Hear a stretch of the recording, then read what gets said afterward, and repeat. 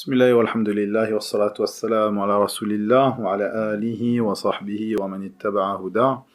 Amma ba'du fa cette nuit, la nuit du 16 du mois de Rabi'an al-Awwal de l'année 1444 après la hijra de notre prophète Muhammad sallallahu alayhi wa sallam, nous reprenons notre série de cours sur l'explication du poème At-Ta'iyya de Al-Faqih Abu Ishaq Ibrahim ibn Mas'ud At-Tujibi Al-Ilbiri rahimahullahu ta'ala.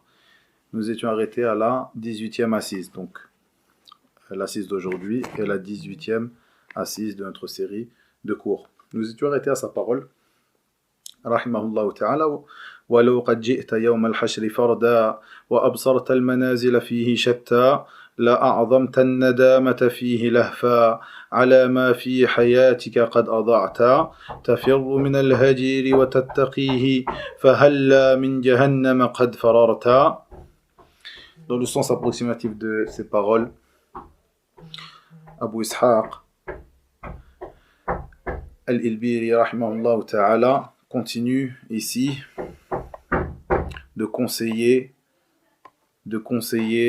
son ami d'enfance Abu Bakr, de lui conseiller de revenir sur ce sur quoi il était précédemment lorsqu'ils étaient jeunes et qu'ils assistaient ensemble au cours des gens de science et qu'il apprenait la science lui-même, Abu Bakr, donc l'ami de Al-Ilbiri, qui était sur un droit chemin, qui était quelqu'un qui empruntait un chemin de piété, et après avoir grandi et vieilli, s'est détourné de ce chemin.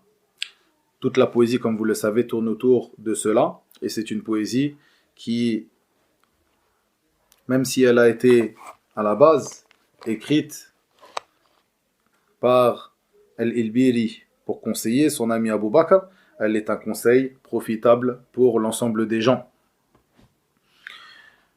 de son époque jusqu'à la nôtre.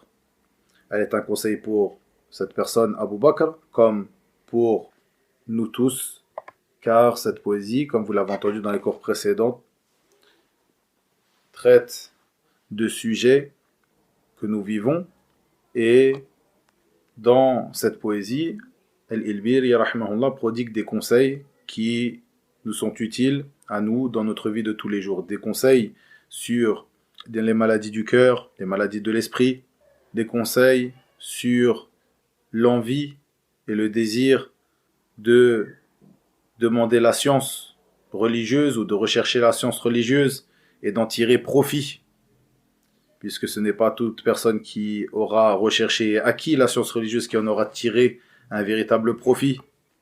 Et ici, donc, dans cette poésie qui traite des bons comportements, qui est un rappel pour nous de la vie de l'au-delà, qui est celle qui reste, qui est plus durable, à l'inverse de la vie d'ici-bas, qui est vouée à disparaître.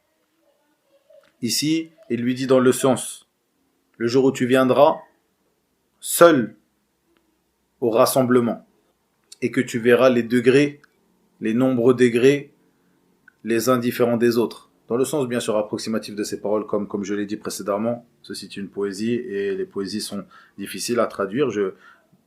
Je traduis donc un sens général de la poésie, puis je fais un léger commentaire de ces vers que nous évoquons. Il lui dit, lorsque tu viendras ce jour-là seul et que tu verras les nombreux degrés et la disparité dans ces degrés, et ce jour-là, tu seras dans un grand regret par rapport à ce que tu auras négligé pendant ta vie. Ici, nous nous rappelons la parole d'Allah tabaraka wa ta'ala, où il dit وَكُلُّهُمْ آتِيهِ يَوْمَ الْقِيَامَةِ فَرْدًا. Dans le sens de ces paroles, tabaraka wa ta'ala, et au jour de la résurrection, chacun d'eux se rendra seul auprès de lui. Se rendra seul auprès de lui. Car en effet, nous serons seuls au jour du jugement, comme il le dit aussi, tabaraka wa ta'ala, dans le sens de ces paroles. Le jour où l'homme s'enfuira de son frère, de sa mère, de son père, de sa compagne et de ses enfants, car chacun d'eux ce jour-là aura son propre cas pour l'occuper. Ce jour-là, il y aura des visages rayonnants, riants et réjouis, de même qu'il y aura ce jour-là des visages couverts de poussière, recouverts de ténèbres. Voilà les infidèles, les libertins. De même, notre prophète sallallahu alayhi wa sallam nous dit dans ce hadith, qui est rapporté par l'imam Ahmed et autres, qui est un hadith authentique, il nous dit, sallallahu alayhi wa sallam, dans le sens, les gens seront rassemblés au jour du jugement. Où il a dit, sallallahu alayhi wa sallam, les serviteurs seront rassemblés donc au jour du jugement. Ils seront nus, ils seront non circoncis et ils seront buhma. Donc il dit, sallallahu alayhi wa sallam, yuhsharu an-nasu yawm al-qiyamati, aw qala al-ibad, uratan ghurlan buhma. Et les compagnons ont dit, qu'est-ce que veut dire buhma? Il dit, sallallahu alayhi wa sallam, laysa ma'ahum shay'. Ils n'auront rien avec eux.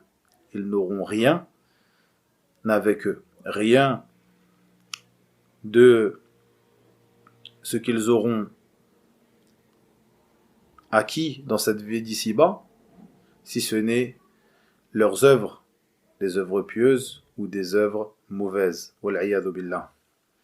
Et à plus forte raison, des gens qui les auront accompagnés dans leur vie, comme il est venu dans le verset, que ce soit leur père, leur mère, leurs frères et leurs sœurs, leurs enfants, leurs femmes, leurs tribus, leurs amis. Personne ne viendra avec eux, ils se retrouveront seuls, avec rien, avec eux. Voici ce que nous rappelle cette parole de Al-Ilbiri, où il exhorte par cette parole son ami Abu Bakr. Il l'exhorte à faire un retour sur lui-même et à se consacrer dans cette vie d'ici-bas à ce qui est véritablement utile. Non, ces choses qui sont vouées à la perdition, mais plutôt aux œuvres pieuses qui sont celles qui resteront et qui seront utiles et desquelles ils tireront profit. Puis lorsqu'il dit aussi dans sa parole et que tu verras donc les degrés ce jour-là qui sont nombreux et pleins de disparités, et bien à ce moment-là tu seras rempli de regrets par rapport à ce que tu n'auras pas fait pendant ta vie ou ce que tu auras négligé pendant ta vie.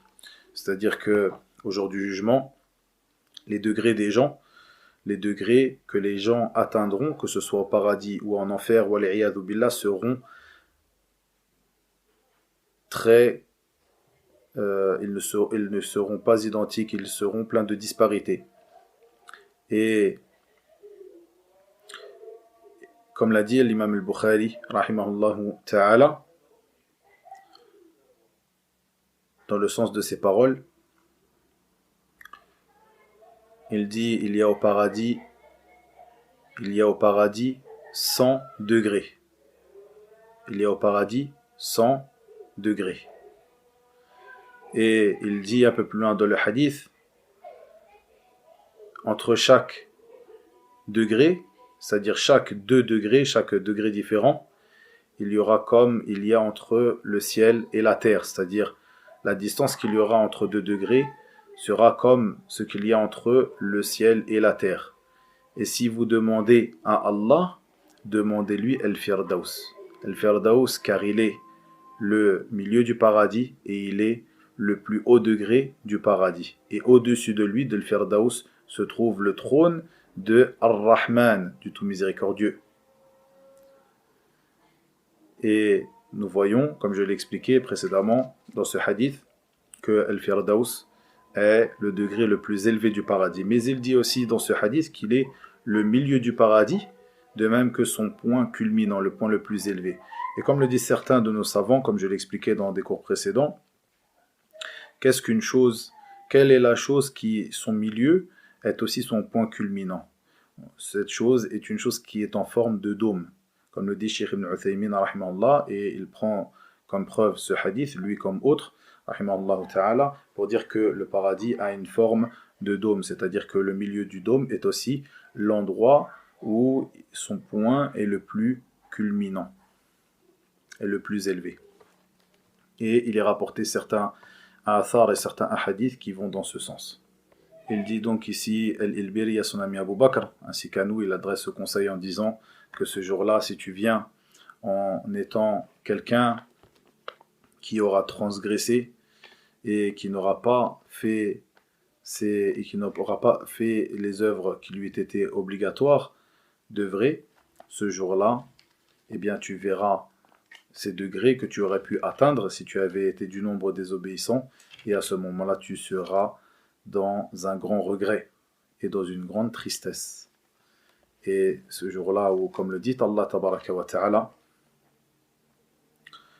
avant qu'une âme ne dise malheur à moi pour mes manquements envers Allah, car j'ai été certes parmi les railleurs.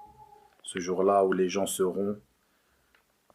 mordront les doigts, se mordront les mains, de regret de ce qu'ils n'ont pas œuvré et ce qu'ils ont négligé dans cette vie d'ici-bas comme bonne œuvre, plutôt qu'ils se sont écartés du rappel d'Allah tabaraka wa ta'ala. Et comme il le dit aussi, Abu Ishaq, à quoi servira donc à ce moment-là le regret? Plutôt, aujourd'hui, tu es dans une demeure qui est une demeure d'œuvre. Il te convient donc de revenir sur ces erreurs, de te repentir et d'œuvrer, car le regret, demain, ne te profitera pas. Plutôt, les œuvres te profitent aujourd'hui. Et demain, il ne te sera plus permis d'œuvrer, il ne te restera que des regrets, et bien sûr, les regrets ne servent à personne. De même que Allah tabaraka wa ta'ala nous dit dans son livre, Azza wa Jal, le jour où l'injuste se mordra les deux mains et dira hélas pour moi si seulement j'avais suivi le chemin, si seulement j'avais suivi chemin avec le messager. Malheur à moi, hélas si seulement je n'avais pas pris un tel pour ami. Il m'a en effet égaré loin du rappel, loin du Coran, après qu'il me soit parvenu, et le diable déteste l'homme après l'avoir tenté.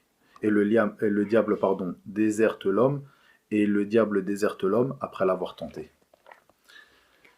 Donc, ce conseil avisé de Abu Ishaq al-Ilbiri à son ami Abu Bakr, de même qu'à nous, d'œuvrer et de ne pas se fourvoyer du moment que nous sommes dans cette demeure qui est la demeure des œuvres, avant de nous retrouver un jour où il ne nous restera plus que des regrets pour ce que nous aurions négligé et que nous n'aurions pas œuvré, et bien sûr ce jour-là, les regrets ne profiteront à personne. Puis il dit tafirru min al-hajiri wa tattaqihi fahalla min jahannam qad fararta, dans le sens tu fuis la forte chaleur et tu t'en préserves. Ne te préserveras-tu, ne fuiras-tu pas, ou n'était-ce pas meilleur pour toi de fuir la chaleur du feu de l'enfer? Ceci est une image que donnée par Abu Ishaq al-Ilbiri ici, lorsqu'il nous dit, ou qu'il dit à son ami, et nous profitons de ce conseil, nous tous, il dit, tu fuis la forte chaleur et tu t'en préserves. Certes, l'ensemble d'entre nous, lorsqu'il fait très chaud, nous fuyons cette chaleur et nous nous en préservons, nous recherchons à nous préserver de cette chaleur en partant à l'ombre, en recherchant l'ombre des arbres, en recherchant les points d'eau pour nous rafraîchir, en nous écartant de la chaleur du soleil. Et qu'en est-il alors de la chaleur de l'enfer, du feu de l'enfer, qui est une chaleur bien plus grande? Plutôt, elle est 69 fois plus grande que le feu, que la chaleur du feu le plus intense de notre vie d'ici-bas. Comme l'a dit le prophète sallallahu alayhi wa sallam, comme dans ce hadith rapporté par l'imam al-Bukhari, il nous dit dans le sens, votre feu que vous allumez ici-bas n'est qu'une partie de 70 parties du feu de l'enfer. Il a été dit au messager d'Allah, ce feu-là que nous avons ici est certes suffisant. Puis il dit sallallahu alayhi wa sallam, le feu de l'enfer est plus intense que ce feu que vous avez ici de 69 degrés. Elle est 69 fois plus intense que celle du feu d'ici-bas. Dans le sens de ces paroles, sallallahu alayhi wa sallam. Cette image pour nous inviter à, si nous sommes des gens doués de raison, si nous fuyons la forte chaleur et le feu de cette vie d'ici-bas, lorsqu'il arrive, et les fortes chaleurs, les canicules lorsqu'elles arrivent, si nous sommes des gens doués de raison comme cela, eh bien nous devons à plus forte raison être doués de raison face à la chaleur du feu de l'enfer et chercher à nous en préserver en délaissant les péchés et en recherchant à œuvrer des œuvres pieuses. Ceci est ce que doit faire la personne raisonnable, le doué de raison, la personne intelligente. La personne intelligente. Puis ensuite il dit وَلَسْتَ تُطِيقُ أَهْوَنَهَا عَذَابًا وَلَوْ كُنْتَ الْحَدِيدَ بِهِ لَذُبْتَا وَلَا تُنْكِرْ فَإِنَّ الْأَمْرَ جِدٌّ وَلَيْسَ كَمَا حَسِبْتَ وَلَا ظَنَنْتَ. Dans le sens approximatif de ces paroles, il lui dit tu ne peux pas supporter le plus bas châtiment des châtiments de l'enfer. Le plus bas châtiment, tu ne peux même pas le supporter. Et même si tu étais fait de fer, eh bien tu aurais fondu. Puis il lui dit وَلَا تُنْكِرْ فَإِنَّ الْأَمْرَ جِدٌّ وَلَيْسَ كَمَا حَسِبْتَ وَلَا ظَنَنْتَ.